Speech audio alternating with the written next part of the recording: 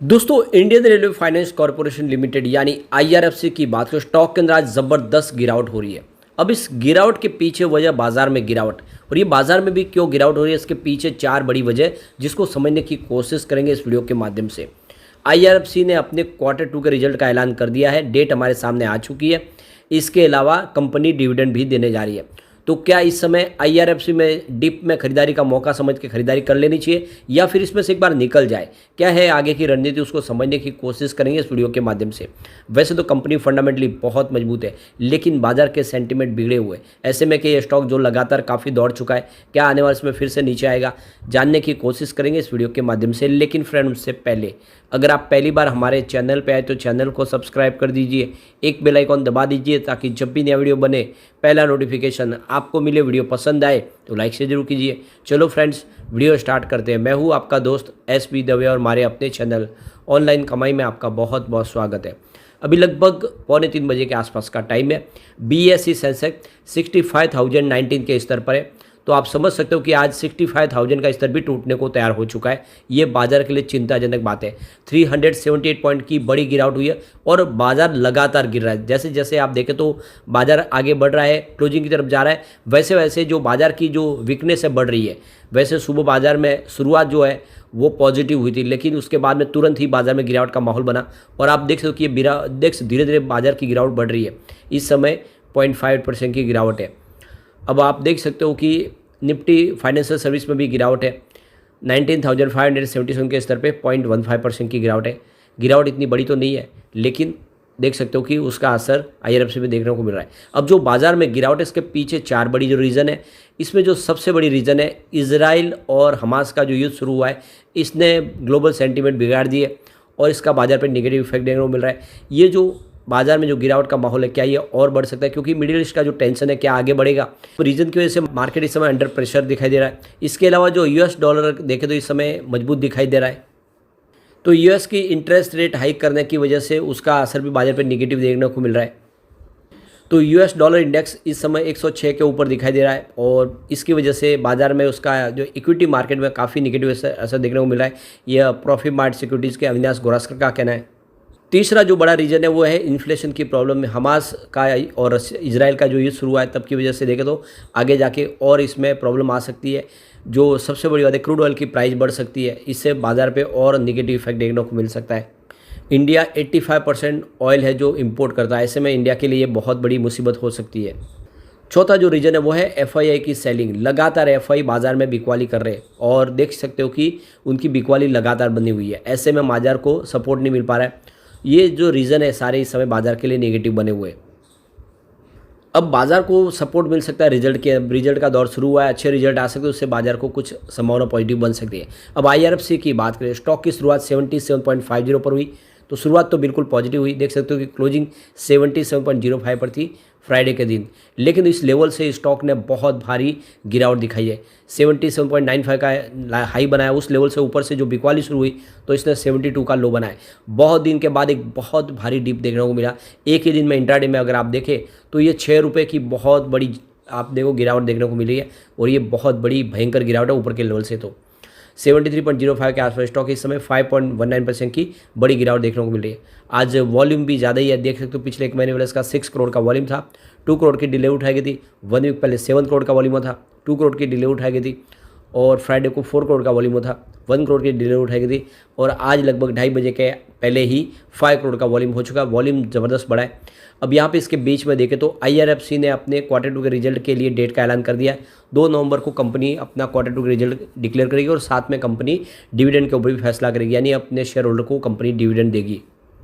तो कंपनी की जो मीटिंग हुई है उसमें फैसला लिया गया कि फाइनेंशियल 2023-24 के लिए अंतरिम डिविडेंड का फैसला लेगी कंपनी और आने वाले समय एक शानदार डिविडेंड लगातार कंपनी दे ही रही है।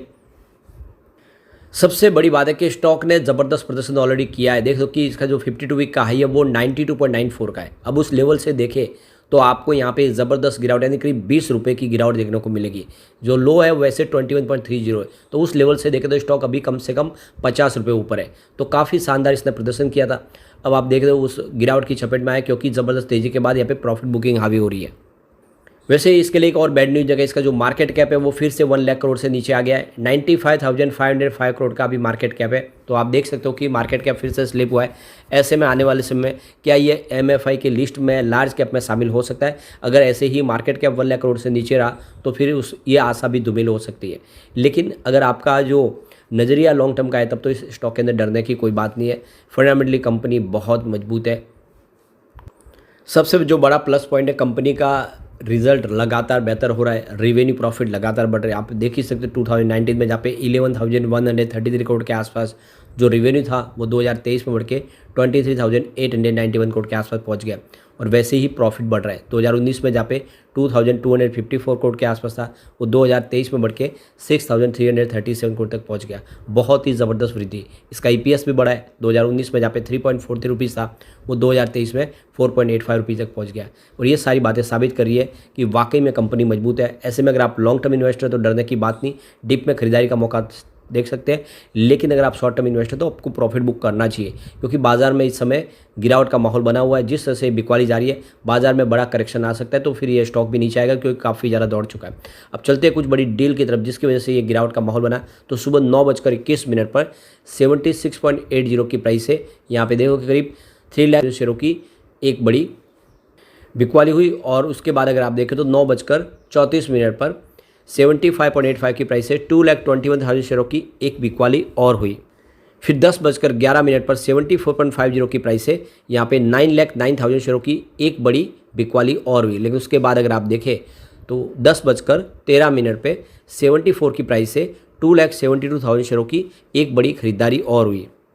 फिर 1:11 पर 72.70 की प्राइस से यहाँ पे 3,94,000 शेयरों की बिकवाली हुई।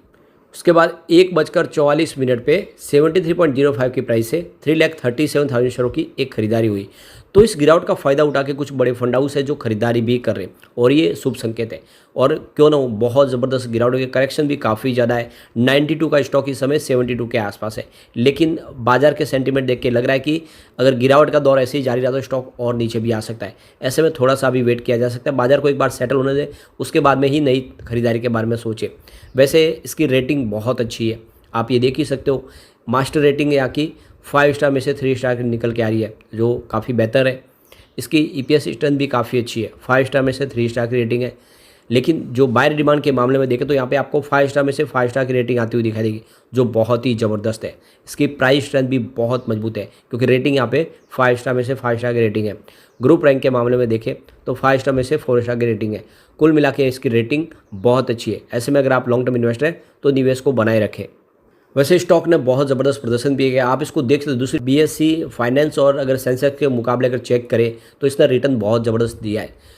पिछले एक साल में इसने 243% का ज़बरदस्त रिटर्न दिया है, जबकि बीएससी सेंसेक्स में मात्र 9% की ही तेज़ी बनी है। और बीएससी फाइनेंशियल सर्विस में देखें तो आपको 11% की तेज़ी दिखाई देगी। तो ज़बरदस्त रिटर्न है दूसरों के मुकाबले। 3 मंथ की भी बात करें तो IRFC ने 109% का ज़बरदस्त रिटर्न दिया है, जबकि इस दौरान बीएससी सेंसेक्स में 2.38% की गिरावट हुई है और बीएससी फाइनेंस में 2.73% की गिरावट हुई है। तो दूसरे सारे इंडेक्स गिर रहे थे, पेयर कंपनियों में गिरावट होती, उसके बावजूद भी ये स्टॉक लगातार दौड़ रहा था। 1 मंथ की बात करें तो यहाँ पर IRFC ने भी 2.40% का बड़ा निगेटिव रिटर्न दिया है, जबकि बीएससी सेंसेक्स में इस दौरान 1.38% की गिरावट हुई है और बीएससी फाइनेंस में 0.88% की गिरावट हुई है। तो यहाँ पे आपको लूजर बिल्कुल IRFC दिखाई देगा। एक महीने के हिसाब से इसमें गिरावट ज़्यादा हुई है, लेकिन ईयर टू डेट के हिसाब से इसका जो रिटर्न है 125% पॉजिटिव है, जो बहुत ही बेहतर है। बीएससी सेंसेक्स में 7% की तेज़ी बनी है और बीएससी फाइनेंस में 6% की तेज़ी है। ओवरऑल इसका रिटर्न अच्छा है, लेकिन अब इसमें थोड़ा सा करेक्शन शुरू हो गया है। ऐसे में थोड़ा आप वेट करें अगर आप शॉर्ट टर्म इन्वेस्टर तो। लेकिन फ्रेंड, कोई भी इन्वेस्टमेंट करने से पहले अपने फाइनेंशियल एडवाइजर से बारे ले ले या अपना खुद का रिसर्च करें, क्योंकि मैंने वीडियो आपके एजुकेशनल पर्पज़ के लिए ही बनाया। वीडियो पसंद आए तो लाइक शेयर जो कीजिए और चैनल को सब्सक्राइब कर दीजिए। Thank you.